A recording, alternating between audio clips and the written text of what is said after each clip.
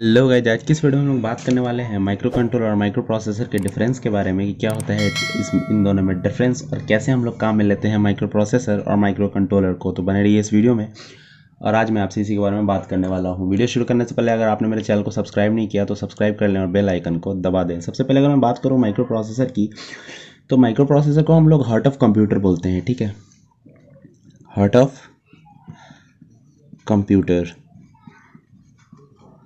और दूसरी तरफ हम बात करूँ माइक्रो कंट्रोलर को, माइक्रो कंट्रोलर की, तो उसको हम लोग बोलते हैं heart of embedded system.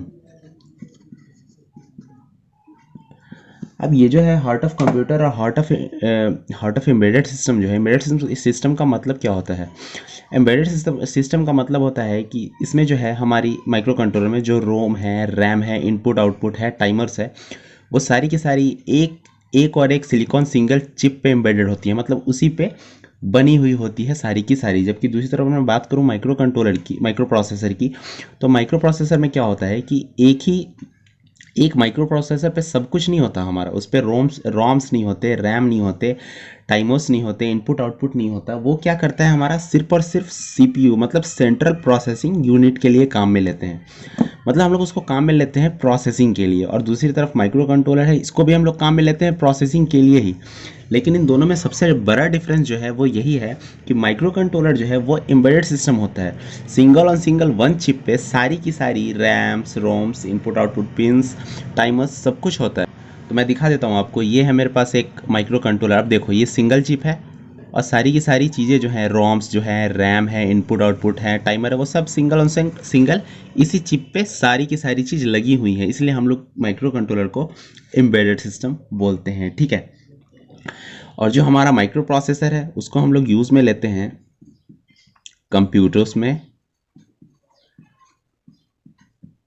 Smartphone में, हमारा स्मार्ट टीवी हो गया। ठीक है, इन सब चीज़ों में हम लोग का जो यूज़ होता है वो माइक्रो प्रोसेसर होता है।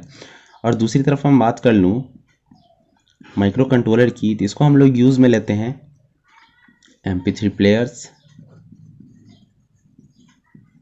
हमारा AC हो गया, वॉशिंग मशीन,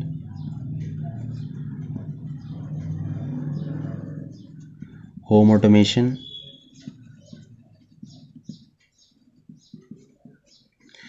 इन सब जगहों पे हम लोग यूज़ में लेते हैं माइक्रो कंट्रोलर का।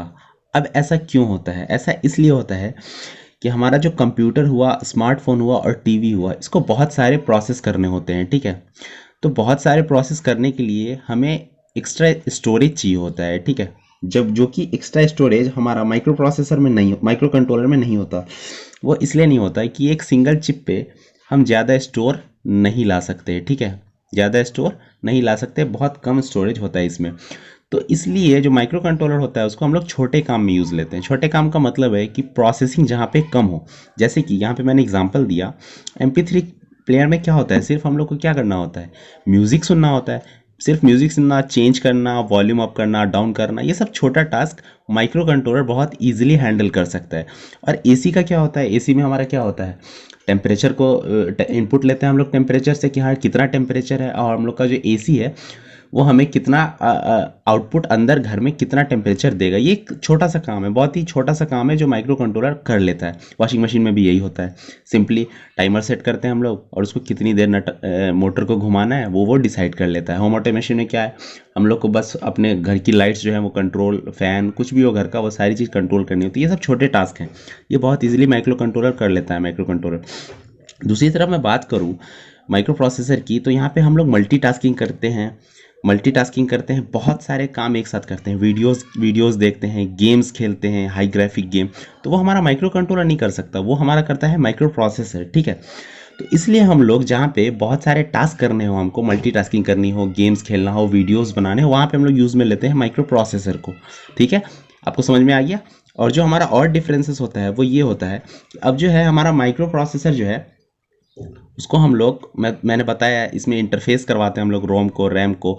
तो ये जो है हमारा थोड़ा बड़ा हो जाता है, तो इसकी जो सर्किट है वो लार्ज हो जाती है। ठीक है, क्योंकि हम लोग इसमें इंटरफेस करवाते हैं रोम को, रैम को बस बार के थ्रू, तो इसकी सर्किट जो है वो बड़ी हो जाती है। जबकि मैं दूसरी तरफ बात करूं माइक्रो कंट्रोलर की, तो ये बहुत ही कॉम्पैक्ट होता है, एक सिंगल चिप पे होता है, इसलिए ये कॉम्पैक्ट होता है, ठीक है। और जो है हमारा माइक्रो प्रोसेसर, उसकी कॉस्ट भी हाई होगी, ठीक है, जबकि जो हमारा माइक्रो कंट्रोलर होगा उसमें हमारी लो कॉस्ट होगी, ठीक है।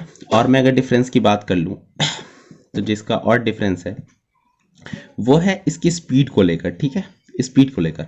अब आपने देखा होगा कि आपका जो फ़ोन है वो क्वाड कोर डुअल कोर ये सब प्रोसेस होता है, और इसकी जो स्पीड होती है वो गीगाहर्ट्ज में होती है, 2.1 गीगाहर्ट्ज, 2.2 गीगाहर्ट्ज, ठीक है।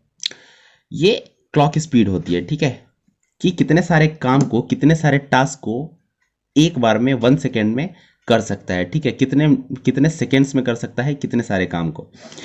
जबकि दूसरी तरफ मैं बात करूं माइक्रो कंट्रोलर की, तो इसकी जो स्पीड होती है वो मेगाहर्ट्ज में होती है, 16 मेगाहर्ट्ज, 20 मेगाहर्ट्ज, 50 मेगाहर्ट्ज, ठीक है।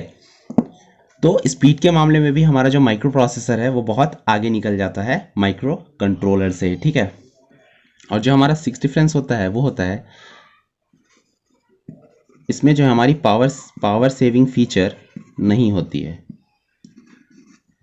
ठीक है, माइक्रो प्रोसेसर में। जबकि most of the micro controller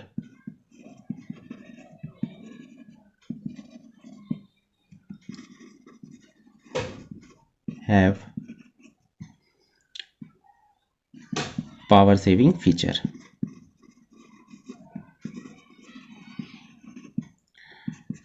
ठीक है।